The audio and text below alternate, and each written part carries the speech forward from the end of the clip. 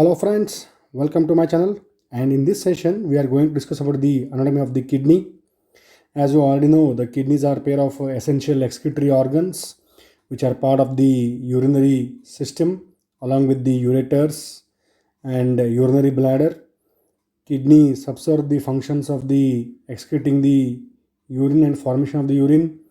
It is involved in the electrolyte balance, water regulation, and also maintenance of the blood pressure via autoregulation by secreting the hormones renin, and also involved in hematopoiesis by secreting the hormone erythropoietin. So let us see about the anatomy of the kidney.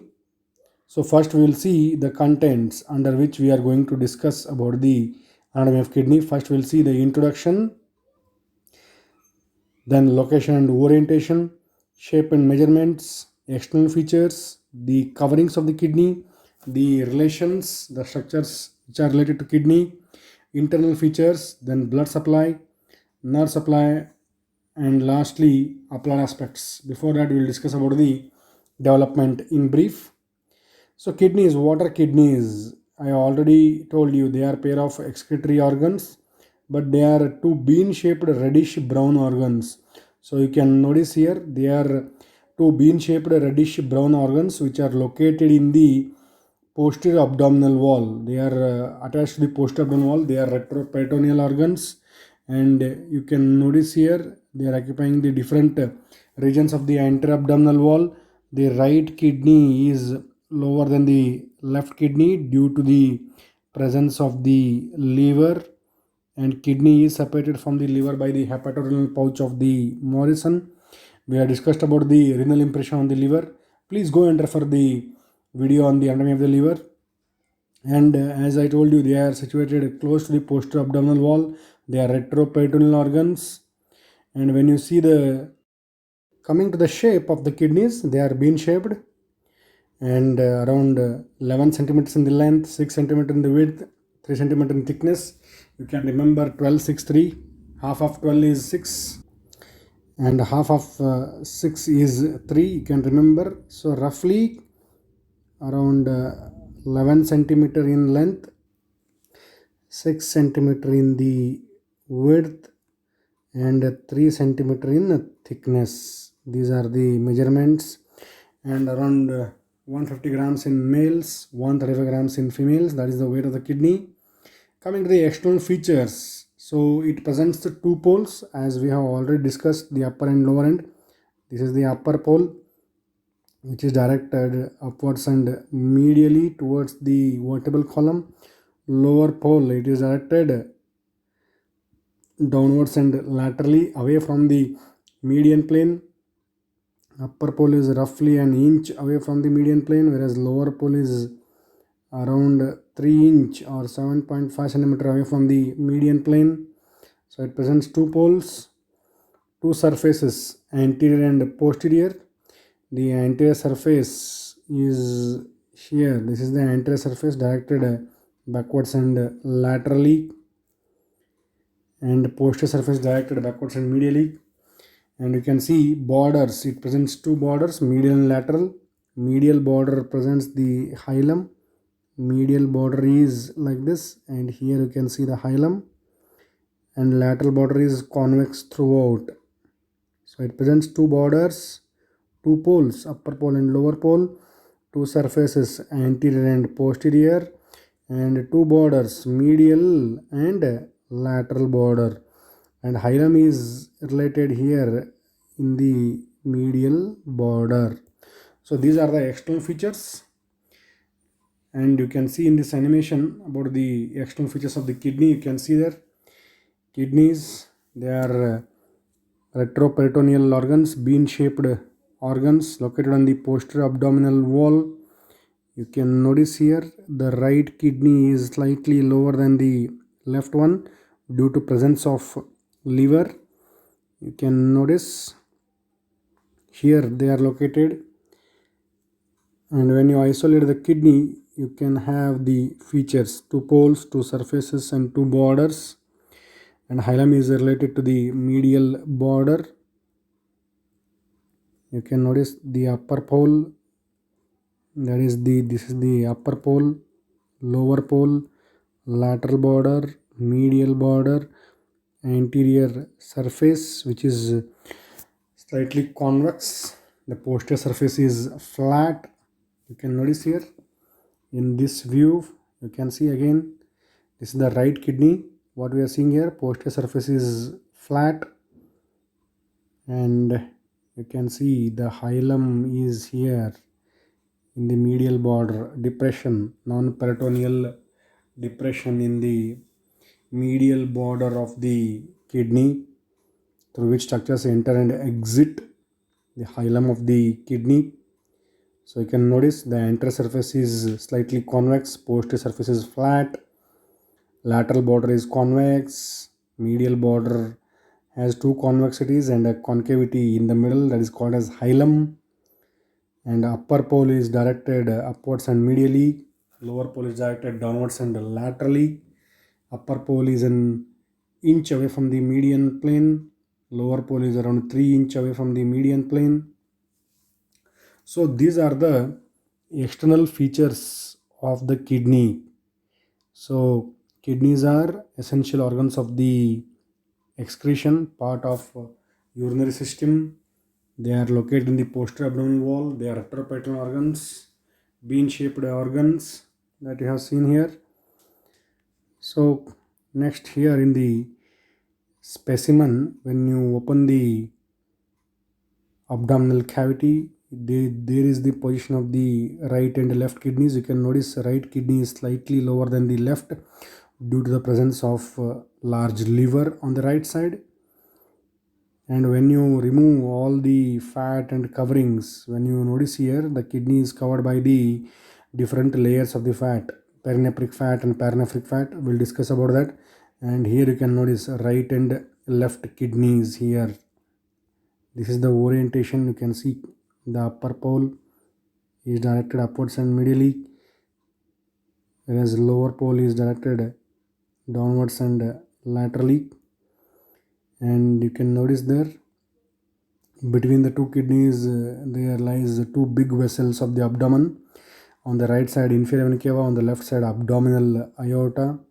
So this is the orientation of the kidney. Upper pole is directed upwards and medially, lower pole is directed downwards and laterally.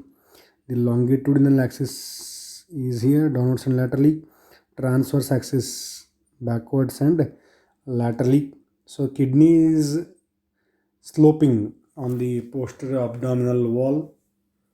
So you can notice here, you can also notice the upper pole, lower pole, the lateral border and the medial border. Medial border represents the hilum, and this is the anterior surface. Here posterior surface is related to the posterior abdominal wall, and here you can see the right kidney, upper pole, lower pole, lateral border is convex, medial border convex above and below, in the middle it is concave, anterior surface is convex, posterior surface is flat. And just above the kidney you will see, on the right side you will see three-sided pyramidal right suprarenal gland, and above the left you will see crescentic half moon shaped left suprarenal gland. So this is the position of the kidney over the posterior abdominal wall. And coming to the coverings of the kidney, what are the coverings?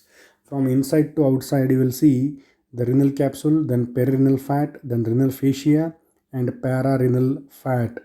Once you notice here, the kidney is covered by the condensation of the stroma, that is the renal capsule or kidney capsule, fibrous capsule. It is formed by condensation of the stroma of the kidney.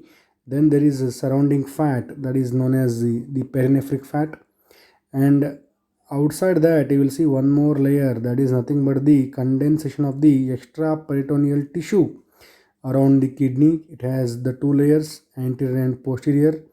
The anterior is called as fascia of Todd, posterior is called as fascia of Zuckerkandl. This fascia will split near the base of the suprarenal gland and covers the suprarenal gland, and Above it is attached to the diaphragm, also called as suspensory ligament of the suprarenal gland. So that is about the renal fascia. Renal fascia is formed by condensation of extra peritoneal tissue around it. It has two layers, anterior and posterior. Anterior is called as fascia of Todd, whereas posterior is called as fascia of Zuckerkandl. So above they are uniting, and again at the base of the suprarenal split and enclosed suprarenal gland and attached to the diaphragm and called a suspensory ligament of suprarenal gland. Below they are lost into the peritoneal cavity, and between the renal capsule, that is fibrous capsule, true capsule and renal fascia, there you will see perirenal fat, and outside the renal fascia you are seeing pararenal fat. So peri means surrounding the kidney, para means just by side of the kidney. So these are the coverings of the kidney. Then you can see the renal fascia, fibroelastic tissue. It has an anterior layer, fascia of Todd. You can see here the anterior layer here, which is continuous with the anterior layer of the opposite kidney. The posterior layer, it is covering here and related to the thoracolumbar fascia, fascia transversalis, related to fascia transversalis there. And you can notice here that is renal fascia, but renal capsule is here. This is renal capsule. Between the renal fascia and renal capsule you have perirenal fat, and behind that, outside the renal fascia you see pararenal fat. And you can notice the posterior abdominal wall structures are related to the kidney here. These are psoas major and quadratus lumborum, and kidney is sloping here. You can notice the posterior surface is somewhat flat, anterior surface is convex. In this horizontal section, the renal fascia, fascia of Garota. So you can notice here below they are continuous, anterior and posterior layer, but above they will join again, split to enclose this suprarenal gland, and above attached to the diaphragm as suspensory ligament of suprarenal gland. So these are the four coverings from inside to outside: renal capsule, the perirenal fat, renal fascia, and pararenal fat.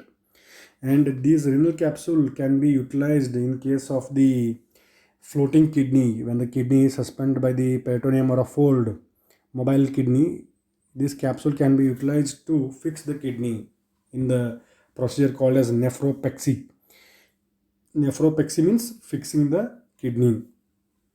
So that is about the coverings and the different fascias.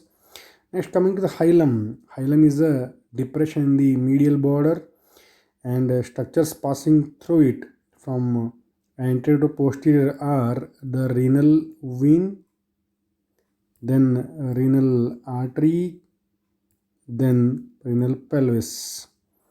So vein, artery, pelvis, VAP. This is the arrangement of the structures at the hilum. Renal arteries are one of the most commonly variable structures in the human body. Renal arterial system is often variable and has numerous variations. Next, you can see renal vein, artery, and renal pelvis. This is the arrangement of the structures at the hilum from anterior to posterior. Then coming to the relations of the kidney. Of course, kidneys are retroperitoneal organs. Posteriorly, they are related to the structures of the posterior abdominal wall, but anteriorly, the relations are different to the right kidney and the left kidney. When you notice here, the right kidney is related to the from above to below. First, it is related to this suprarenal gland, the right suprarenal gland. You can notice there the right suprarenal gland is here. Then the right lobe of liver, what we call it as hepatic area here. This much is hepatic area, separated from the liver by the hepatorenal pouch of Morrison. Then you have second part of duodenum, which is covering the hilum of the right kidney. So this is the second part of duodenum. And then hepatic flexure or right colic flexure. Right colic flexure is related there. And also the jejunum. Jejunum is related here near the middle part of the lower pole of the right kidney. So here you will see the structures. Some are retroperitoneal, some are peritoneal here. So suprarenal gland is peritoneal, liver is peritoneal, and jejunum is peritoneal, whereas the second part of duodenum and hepatic flexure are two non-peritoneal or retroperitoneal structures related to the anterior surface of right kidney. So these are the interrelations of the right kidney from above to below: suprarenal, hepatic area, duodenal area, colic area, jejunal area. And coming to the interrelations of the left kidney, it is related, of course, about the left suprarenal gland, which is crescent shaped base of the left suprarenal gland. Then you have the splenic area here, the spleen, because spleen also presents the renal impression, left kidney. Then you have the stomach, the gastric area, because the anterior surface of the left kidney forms the part of the stomach bed. Then pancreas is related there, just near the hilum of the left kidney, whereas right kidney is related to the duodenum and splenic vessels. And you will see left colic flexure and jejunum. So similar to the right kidney, and the right kidney anteriorly what we have near the lower part of the anterior surface, medially jejunum and lateral right colic flexure. In the left kidney, medially jejunum and laterally left colic flexure. So interestingly, you can see the three glands are related here: suprarenal, spleen, and pancreas. Three glands, and you can see three peritoneal areas and three non-peritoneal areas: suprarenal, gastric, and splenic. These are the peritoneal areas, you can say, whereas pancreas is non-peritoneal, colic area is non-peritoneal, again jejunal area is peritoneal. So two non-peritoneal areas and the four peritoneal areas, you can say. And you can also see it is related to the gastric area, which is derived from foregut, the jejunal area, which is derived from midgut, the left colic flexure, the colic area, which is derived from hindgut. So the left kidney is related to the three glands and also to the structures derived from different parts of the gut tube: foregut, midgut, and hindgut. So that is the peculiarity of the relations of the anterior surface of left kidney. So you can notice here the right and left kidneys, the different relations. And coming to the posterior relations, posteriorly in the upper part, the kidneys, both the kidneys, they have a common relations. They are related to the diaphragm and also the muscles of the posterior abdominal wall that you can see here. They are related to the diaphragm, and from medial to lateral you have psoas major muscle, quadratus lumborum, and transversus abdominis muscle, and also to the different nerves: subcostal and iliohypogastric, ilioinguinal nerve, and two ribs, 12th and 11th rib, and also to the recess, right and left costodiaphragmatic recess are related there. You can remember the posterior relations as PQR SIT. You all know PQR ST. So psoas major, quadratus lumborum, ribs and recess, subcostal nerve and vessels, then ilioinguinal and iliohypogastric nerves, then transversus abdominis. So these are the relations of the, what you can say, the posterior abdominal wall, or you can remember as Dr. Q-tips. Dr. Q-tips.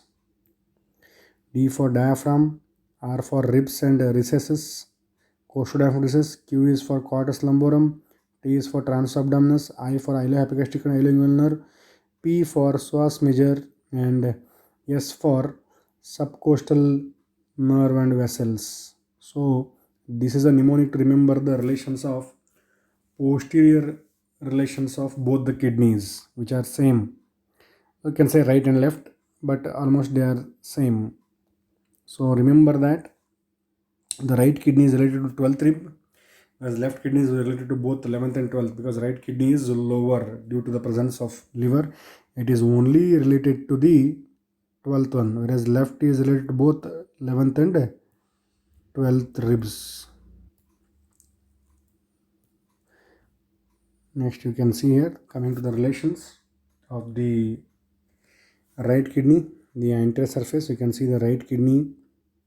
There you can notice the large liver there forming the hepatic area, and you can see, as you see here, you will see the suprarenal gland there, hepatic area, duodenal area, colic area, jejunal area. These are the relations of the anterior surface of the right kidney. You can see the jejunal part there, jejunal area related to the medial half of the lower part of the anterior surface of right kidney. You can see there the junction between the transverse colon and ascending colon, right colic flexure. Then coming to the left kidney is related to the structures there, 3 peritoneal and 3 non-peritoneal. 3 non-peritoneal are kidney, left colic flexure and suprarenal gland.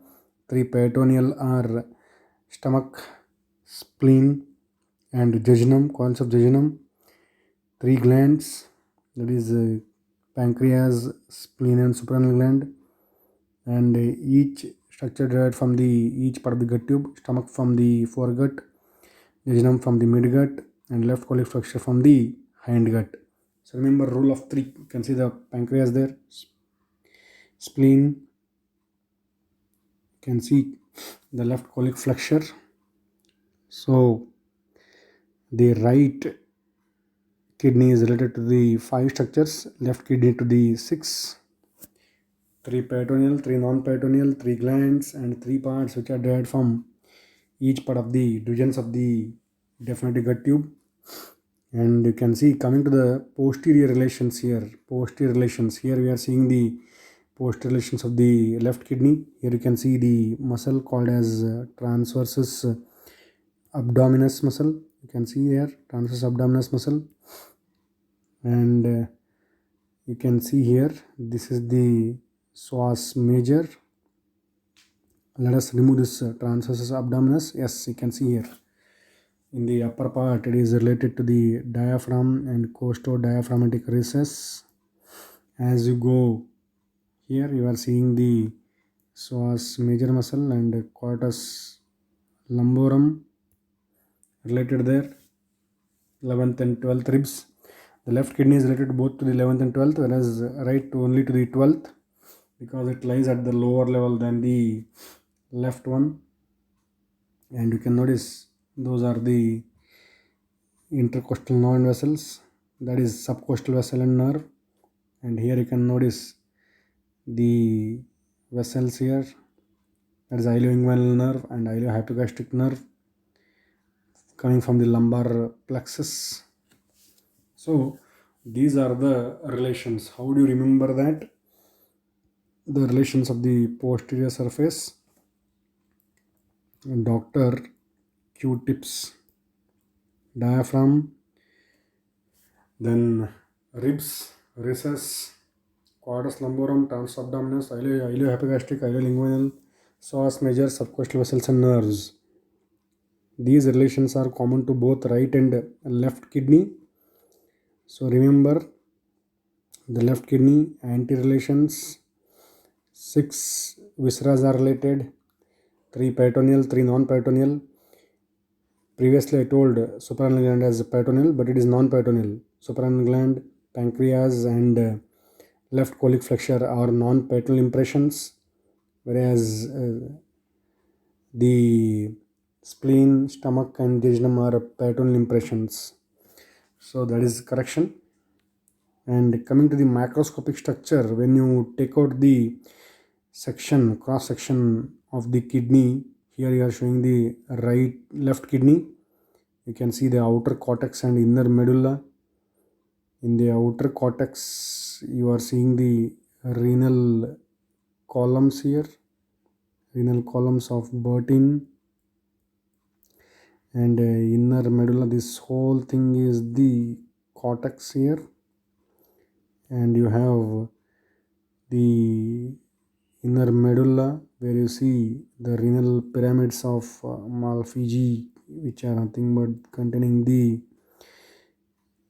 these papillary ducts, and you can see here these ducts open into minor calyces. They form and join major calyx here, and they form pelvis. You can see here in the hilum, here you are seeing the renal sinus of the left kidney. You can notice here from anterior to posterior, when you see the hilum, the vein, artery and pelvis. Here you can notice the vein is here, then artery, then pelvis. Here you are seeing the pelvis, how pelvis is going through the renal sinus. That is the calyces, major calyces. And as you go there, you will see minor. These are the calyces. Here you can see these are the minor calyces. This is the major calyx. And on radiography, this is the view what you see, the major and minor calyces forming the renal pelvis.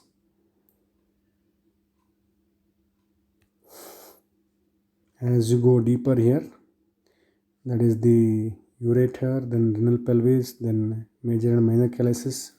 You can see how they are going into the parenchyma of the liver. These are all collecting parts, as the parenchyma is the secretory part.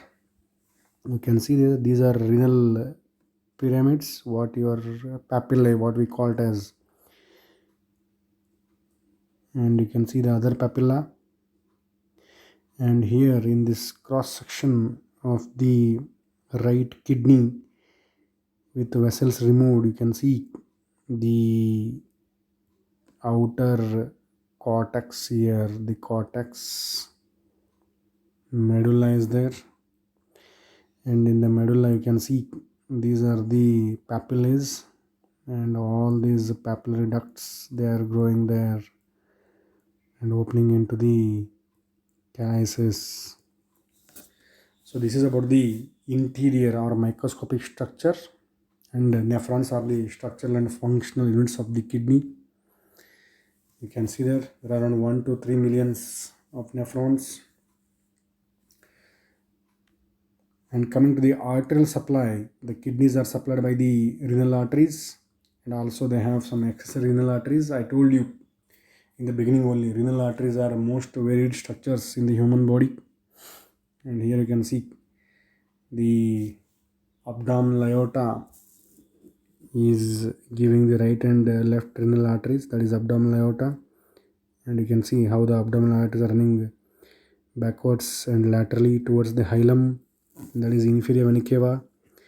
The left renal vein is longer than the right renal vein. That's why usually left kidney is preferred for transplantation, because it has a wider tube. You can notice there the structures in the hilum, vein, artery. Next you can see the artery and pelvis. So that is the right renal vein, artery. Then next pelvis, VAP, arrangement of the structures in the hilum. Coming to the left side, you can see the arrangement of vein is anterior, then artery, then pelvis. You can notice here in the in situ location of the kidneys having this blood supply, that is the left renal vein. Left renal vein is longer, and left renal vein also has the termination of the left testicular vein. You can see the right renal vein is shorter, and once you take out the veins, you can see the arteries, they are running backwards and laterally just below the origin of the superior mesenteric artery. You can see there, these are renal arteries, right and left renal arteries, and near the kidney, the arteries, each renal artery will divide into segmental arteries, then lobar arteries, interlobar arteries, then interlobar arteries till the glomerulus. They form the capillary plexus there.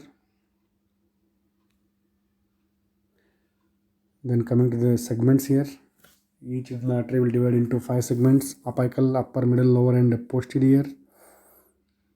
And you can see the junction there. But in the middle, upper, and post segments, you will see Brodell's line, least vascular area. Then venous drainage, they are done by right and left renal veins. Lymphatic drainage to the para-aortic group of lymph nodes. Nerves supplied by the renal plexus of the nerves, which run along with the renal artery and provide sympathetic and parasympathetic supply. And lastly, coming to the development of the kidney. The kidney develops from the intermediate mesoderm, which form the pronephros, mesonephros, and metanephros. Pronephros will disappear, then mesonephros appears. Before disappearing, pronephros gives a contribution to the mesonephros, that is now known as mesonephric duct. And you can see there mesonephric tubules are formed. Many mesonephric tubules will disappear and some will remain, and they form the efferent ductules of the testis. You can notice there, they open into the undivided cloaca there. You can notice there the section, if you take, yes, these are the mesonephric tubules having the glomerulus and a S-shaped tubule, but it will not be compatible to the human kidney, human what you can say urinary system. It will disappear. Then metanephros, the permanent kidney, will appear in the pelvis, and it has the two parts: metanephric diverticulum, that is blastema, whereas the collecting part is formed by the mesonephric duct. Mesonephric duct is a part of mesonephros. The mesonephros will disappear, leaving the mesonephric duct behind, and this mesonephric duct forms the ureteric bud, which will undergo series of divisions. There are around 16 generations of the divisions, and then there will be formation of nephrons around these metanephric diverticulum formed by the metanephric blastema. This is how they will form the capping, renal caps. They surround the division of the ureteric bud or this mesonephric duct and form metanephric cap, and they will differentiate into nephrons. Metanephric blastema forms the secretory part, whereas the ureteric bud derived from the mesonephric duct forms the collecting part. Then the kidneys will undergo ascent due to the small cavity of the pelvis and their growth and change in the fetal curvature, and for better nutrition they will ascend to the abdominal cavity from pelvis, and they undergo medial rotation. Both kidneys undergo medial rotation so that hilum is facing medially. So these are the different phases in the development of the permanent kidney. So you can notice there, that is about the development of the kidney. So pronephros, mesonephros, and metanephros. Pronephros appear in the thoracic region. They are not compatible with the human life, but they form permanent kidney in some fishes and cyclosts. Then mesonephros appears. It forms mesonephric tubules. It filters the blood, but it is not capable of reabsorption, so it is also not compatible with the human life. it will also disappear, but before disappearing, it gives mesonephric duct as a gift to metanephros. Metanephros, which appears in the pelvis, it forms metanephric blastema, which covers the divisions of the ureteric bud derived from the mesonephric duct. They undergo around 16 generation of division from ureter, then pelvis, major calyx, minor calyx, then papillary duct, then so on. It undergoes division. The metanephric blastema covering these divisions form the nephrons, and ultimately the collecting part fuse with the secretory part. Secretory part is formed by the metanephric blastema. Collecting part is formed by the ureteric bud. That is how the kidney develops. Then they undergo ascent due to small pelvic cavity. There is huge growth in their size and change in the fetal body curvature, and for better nutrition they will ascend, and then they undergo medial rotation so that hilum of both the kidneys face medially. So this is about the development of the kidney. Next, coming to the some applied aspects related to the kidney, that is aberrant artery, accessory arteries, then polycystic kidney. When there is no fusion between the collecting part and secretory part, small cysts are formed. Horseshoe shaped kidney, that is during the development, when the lower pulse of both the kidneys they join with each other, they form a horseshoe shaped kidney. Sometimes kidneys will not form at all, and sometimes you will see kidneys in the pelvis. They are called as pelvic kidney because failure of ascent during the development. Sometimes both the kidneys are on one side, duplication of the kidneys, and lobed kidneys, bilobed kidneys. These are some common congenital anomalies. Then renal pain due to nephritis, which is usually felt at the angle between the 12th rib and the quadratus lumborum muscle related to posterior abdominal wall. So renal pain. Then floating kidney due to presence of the mesentery or the fold. Then renal trauma, it is very common in posterior abdominal wall injuries. Transplantation of kidney in case of kidney failures is commonly done. So usually they will be located in the iliac fossa. So remember that. So these are some clinical conditions related to the kidney. So that is about the anatomy of the kidney in detail. Hope you had a nice session. Please comment your suggestions and any other improvements needed. Thank you very much for your patient learning and listening.